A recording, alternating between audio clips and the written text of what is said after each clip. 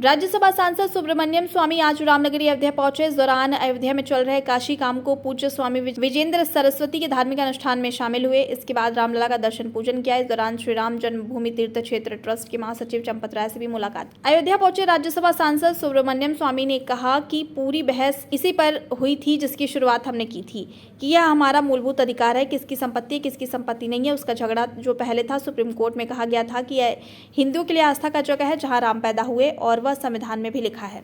सारा जो हमारे सुप्रीम कोर्ट में जो बहस हुई वो इसी पर तो हुई थी, और शुरुआत तो मैंने ही किया था कि हमारे मूलभूत अधिकार है, ये किसका संपत्ति है किसका नहीं है। वो जो झगड़ा पहले था उससे ऊपर उठकर मैंने सुप्रीम कोर्ट को कहा था कि ये हिंदुओं के लिए एक आस्था का जगह है जहाँ राम पैदा हुए, और वो संविधान में भी लिखा है कि जो आस्था है उसका कोई ना नहीं कह सकता। और इसीलिए हमें ये मौका मिली है कि दोबारा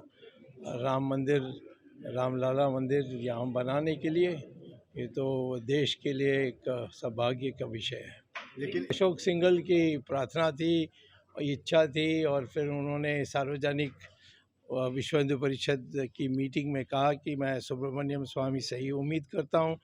उन्होंने राम सेतु को बचाया तो वही राम मंदिर भी बनाएंगे, तो इसीलिए मैं आया और एक नया आयाम दिखाई मैंने सुप्रीम कोर्ट को कि यहाँ राम पैदा हुए, ये हमारी आस्था है, इसका कोई चुनौती नहीं दे सकता। तो यहाँ आस्था है तो फिर और कुछ नहीं हो सकती, और कहीं नहीं जा सकते हैं। एक ही जगह है देश में कि जहाँ राम पैदा हुए, वो आस्था के अनुसार यही है। तो इसीलिए हम लोग हिंदुओं को मिलना चाहिए दोबारा मंदिर बनाने के लिए। और मस्जिद तो कहीं भी बन सकती है, क्योंकि मस्जिद तो सिर्फ नमाज़ पढ़ने के लिए जगह है। तो इसीलिए हमारी बात सुप्रीम कोर्ट ने मानी, हम जीते। उसके बाद हमने ये पहली बार इस तरफ आ रहे हैं।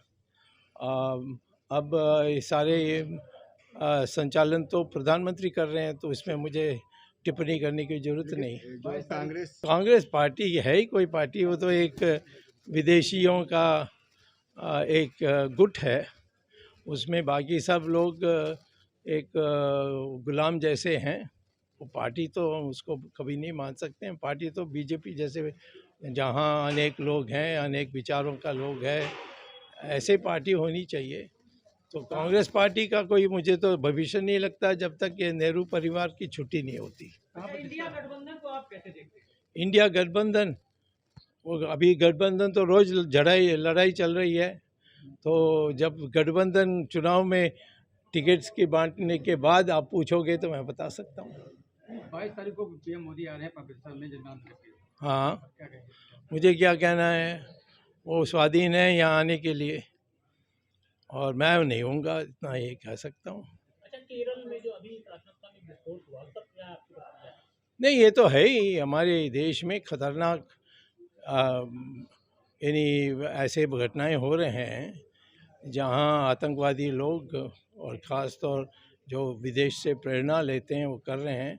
उनको सख्ती से और एक विश्वास के साथ हम इस देश को मुक्त करने के लिए इस आतंकवादियों से हमें काम करना चाहिए।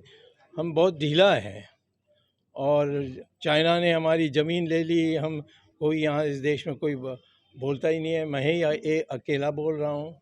पाकिस्तान अभी भी कश्मीर को लेकर बैठा है।